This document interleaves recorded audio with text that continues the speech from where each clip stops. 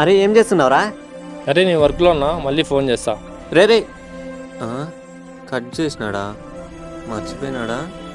అయ్యో పాపం వాడు పని మీద ఉంటాడులే. ఉన్నీలే, వర్క్ అంతా అయిపోయినాక ఫోన్ చేస్తాడు ఖర్చు. Happy happy.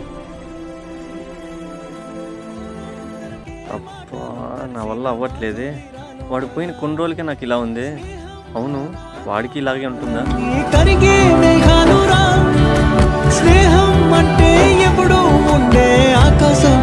ఏం వీడు ఇంకా కాల్ చేయలేదు. ఎవరు ఫోన్ చేసినారు?